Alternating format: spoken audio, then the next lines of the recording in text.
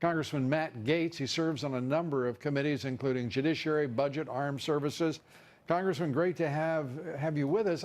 My first question is, now there are articles of impeachment. What is the impact?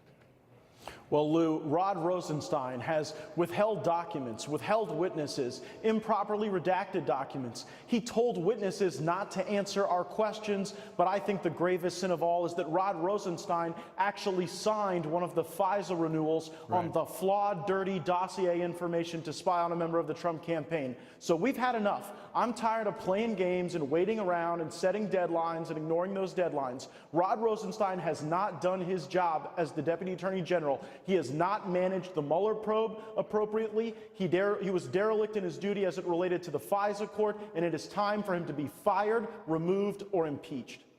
And earlier, Congressman Meadows, the chair of the Freedom Caucus, and moving on these articles of impeachment, had said he feared that the impeachment of Rosenstein would expire before Congress goes out on a long summer vacation tomorrow. What happens now?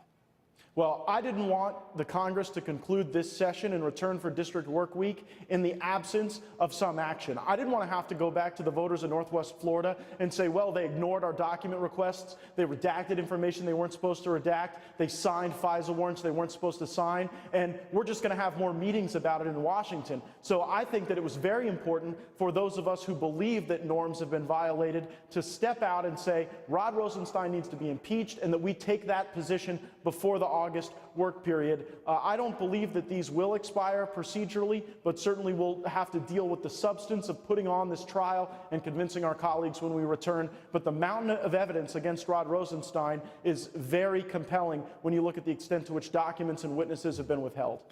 I've got to ask you what you think of your speaker, your lame duck speaker, talking about tariffs won't work. They're not the way to get things done. He said, actually, I think tariffs are taxes. They're better tools we can use. The president has won a very big concession from the European Union. It looks like the EU and the United States are going to be partners in expanding that trade relationship. And at the same time, you've got a speaker who has introduced the idea of going out and campaigning for the quote-unquote better way agenda, his agenda that he's had up there on the Hill for years. This is a guy who couldn't win his hometown, running as a vice presidential candidate, running as a congressional candidate. Why are you all listening to anything this guy says? Well, Lou, look, I mean, the speaker, with all due respect to him, a guy I like, he does not understand leverage like Donald Trump does. I trust Donald Trump to negotiate these trade deals on a world stage. I'm glad that we're not using trade policy to achieve political outcomes in third world countries. Instead, we're putting America first. We're putting American workers first. And frankly, this is a time where we need the leadership to stand behind the institution of the House as we prepare to impeach Rod Rosenstein for not giving us the documents and not producing the witnesses. And when he does produce documents, they're redacted without any basis, without any nexus to national security. So we need leadership from our speaker. But when it comes to leverage, I'll take Donald Trump. Congressman Matt Gaetz, always good to have you here.